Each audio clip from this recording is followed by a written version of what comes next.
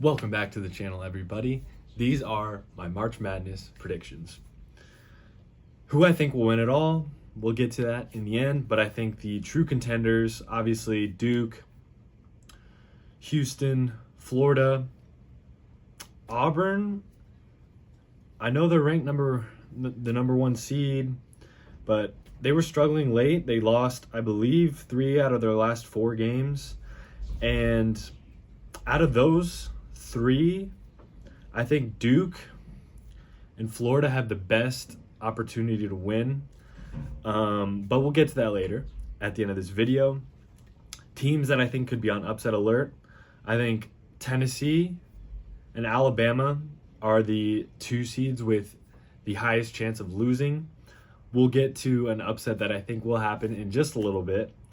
I think Arizona, it could be a very short tournament for them. Obviously, as an Arizona fan, we've seen in recent years, obviously we had that team with Benedict Mathurin and Dalen Terry and Tubelis that was able to make it to the Sweet 16, but the last couple of years, the upsets have definitely hurt the Cats. I think we will be able to get past Akron. If not, that'll be a very, very dark day for Wildcat fans, but I think we will be able to get past them. I think it'll be close at first, at the start of the game, but I think the Cats will end up winning that. But then after that, it's pretty much up in the air every game after that. I think Kansas will lose to Arkansas. I think they have been super inconsistent this year. Teams that I think could upset, I have Drake making it to the Sweet 16. I think it's going to be third time's a charm for them. Last year, they were so close to beating Washington State. Obviously, it's a different team. Coach DeVries and Tucker DeVries ended up going to West Virginia, which, unfortunately, they didn't make the tournament, as that's been a controversy in the last couple days. And West Virginia is upset that they didn't make the tournament. The athletic director is super pissed about that. Speaking of West Virginia, the team that ended up making the tournament instead of them, North Carolina, had a massive performance last night in the first 4. They absolutely dominated. I have them making it to the Sweet 16. I think North Carolina, they've been able to get into the tournament. They were able to squeak in, and they put on a show last night. I think they're going to have some momentum going into the tournament. I have them making it to the Sweet 16. In terms of the higher seeded teams, I don't see a 16 seed obviously beating a number 1 seed. I don't see a 15 seed this year beating a number 2 seed.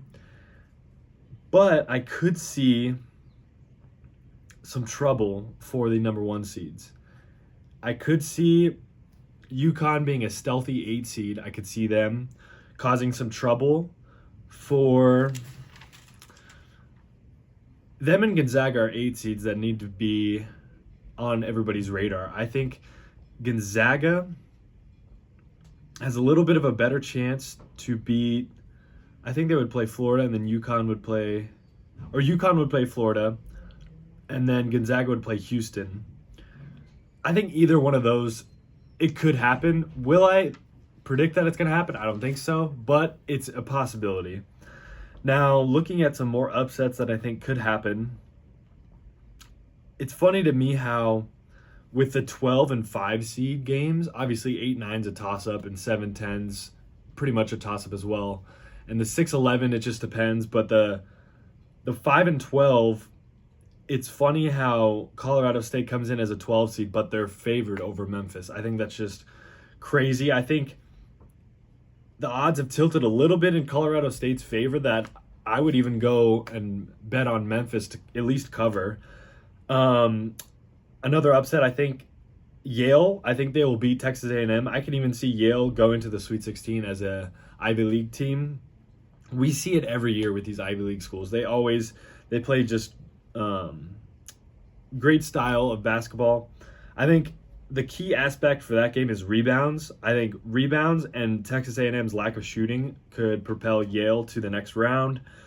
I have North Carolina beating, obviously they won last night in the first 4, but I have them beating San Diego State and Ole Miss. And obviously another one that could happen, but I'm not going to predict it.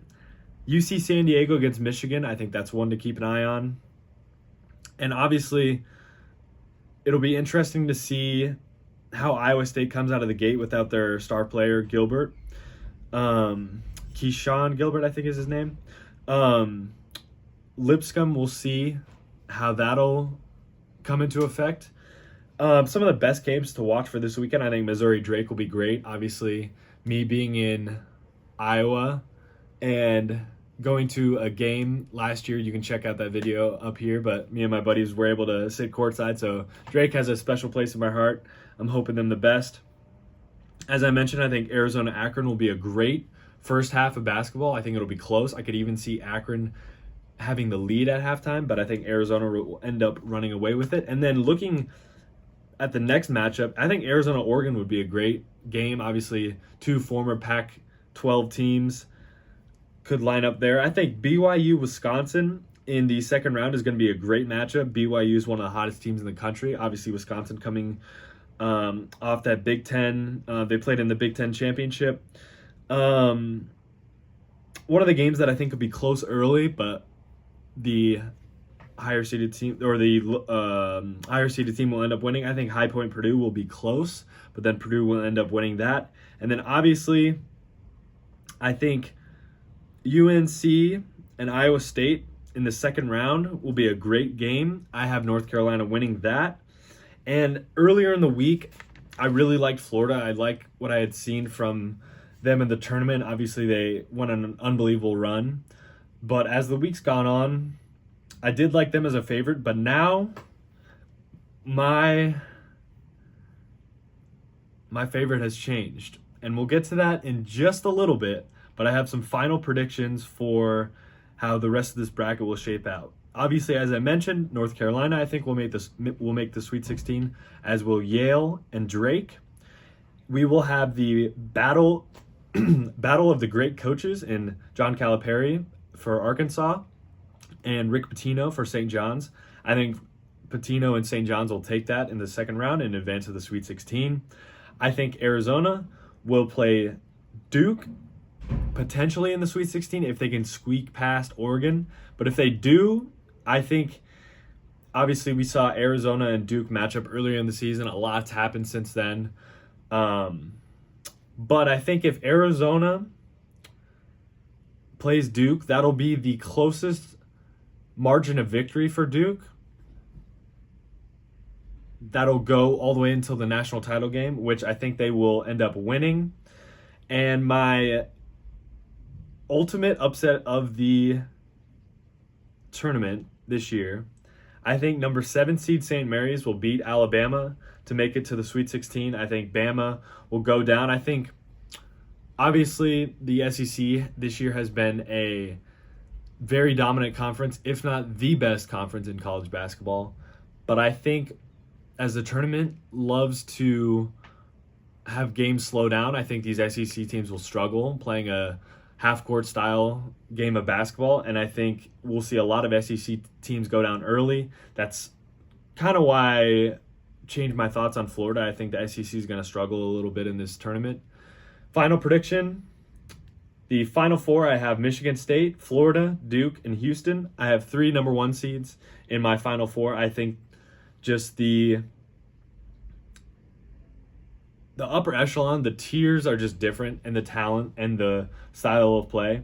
I think it'll be Michigan State and Duke in the national championship game, and I have Duke hoisting that championship trophy. Obviously, Cooper Flagg, most outstanding player. I think he will obviously be the number 1 pick in this year's upcoming draft.